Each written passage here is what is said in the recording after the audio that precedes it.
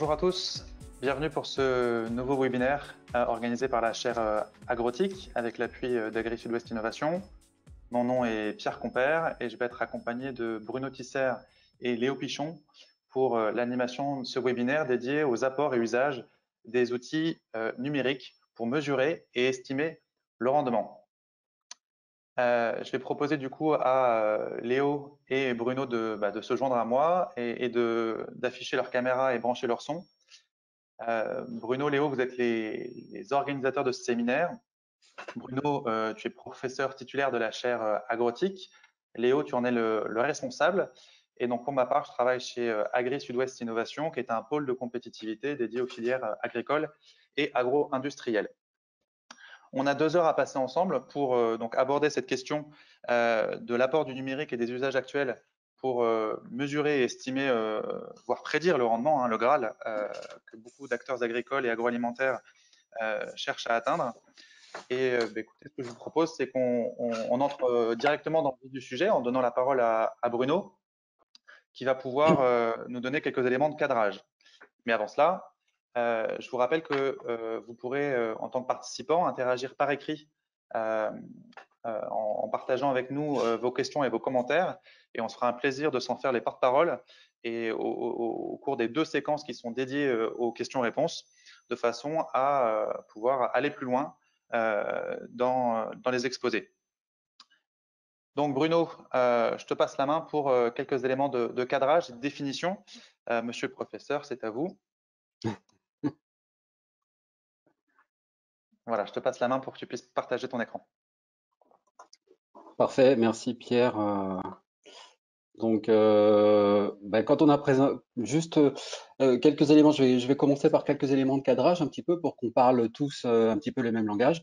Et puis après, je laisserai la parole à Léo Pichon, donc qui s'appuiera en fait sur ces éléments pour montrer comment on a souhaité un peu structurer les différents intervenants et les présentations de ce séminaire. Donc là, tout d'abord, quelques éléments de cadrage pour qu'on soit un petit peu au clair sur les termes qui vont être utilisés au cours de ce séminaire et puis aussi par les différents intervenants.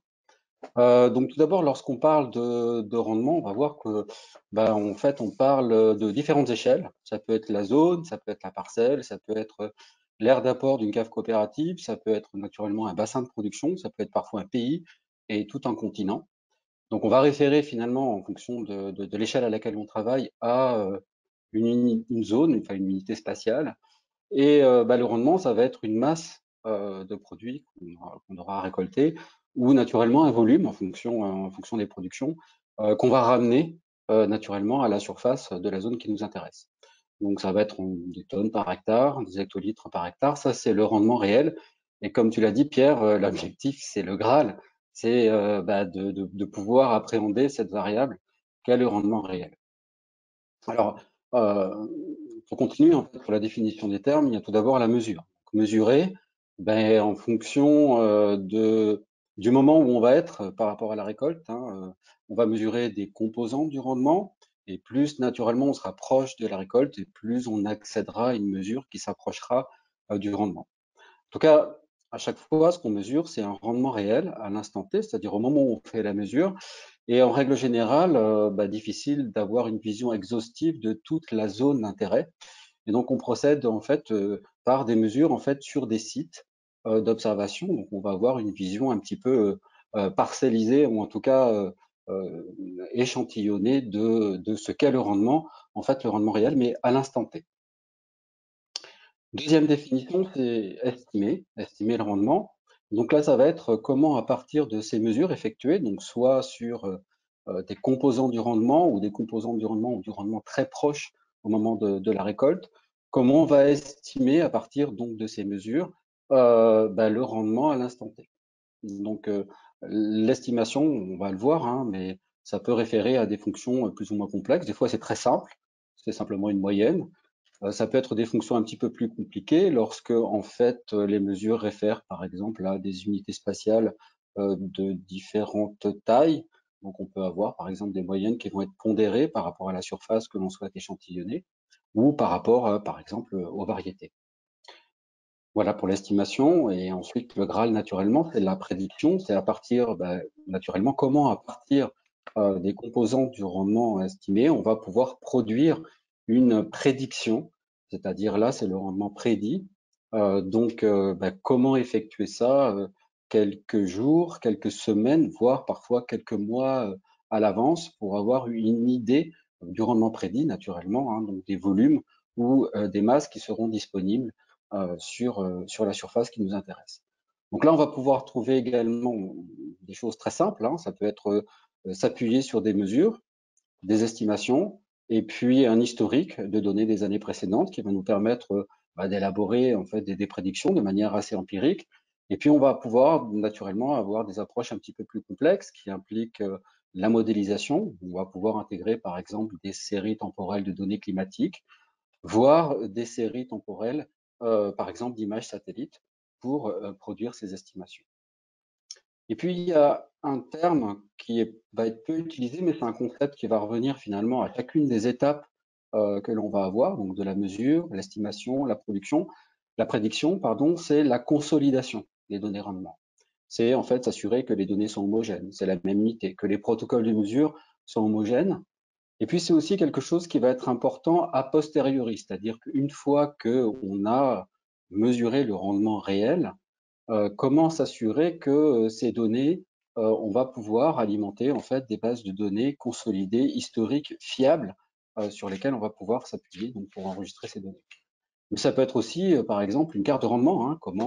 Comment consolider les données qui ont été acquises par une carte de rendement en filtrant les données, en éliminant les données aberrantes, etc. C'est ce qu'on va appeler le rendement estimé, mais cette fois-ci consolidé et naturellement toujours à différentes échelles spatiales.